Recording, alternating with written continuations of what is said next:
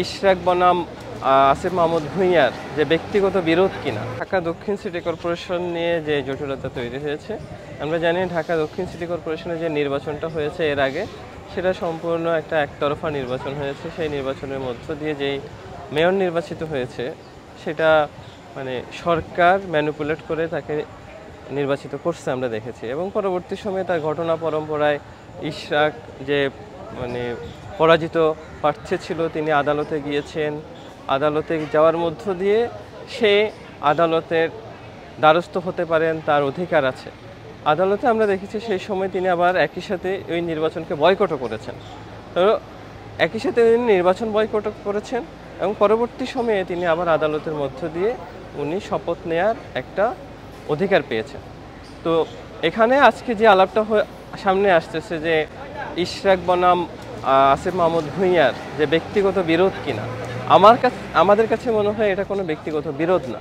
এটা যেহেতু একটা রাষ্ট্র কাঠামো এখানে পরিচালিত হচ্ছে, তার অংশ হিসাবে এই ধরনের পরিস্থিতিটা সরকার তৈরি করে রেখেছে যে একদিকে যারা এই মেয়রের ওই ভবনে ঢুকতে চায় ইশরাক সহ অন্যরা, তার সমর্থকরা যেভাবে জনভোগান্তি তৈরি করতেছে, অন্যদিকে এই জনভোগান্তি তৈরি করার জন্য আজকে যারা রাষ্ট্র ক্ষমতায় আছে তাদের দায় আছে।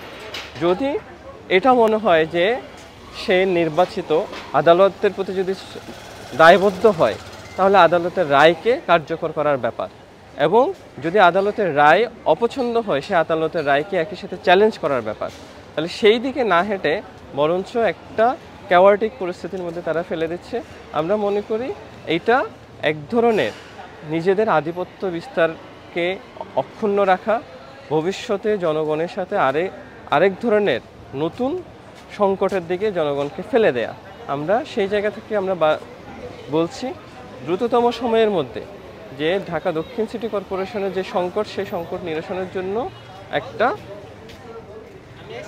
করা হোক, কমিশন নিয়োগ করা হোক। কমিশনের মধ্য দিয়ে এখানকার প্রশাসক নিয়োগ করে হোক, অথবা যে নির্বাচনে আলাপটা হচ্ছে সেই নির্বাচনের মধ্য দিয়ে অতি দ্রুত সেই সংকট নিরসন হোক এবং জনভোগান্তিটা দূর হোক। For more updates, follow us on Facebook, subscribe our YouTube channel, get the latest update on www.daily-sun.com.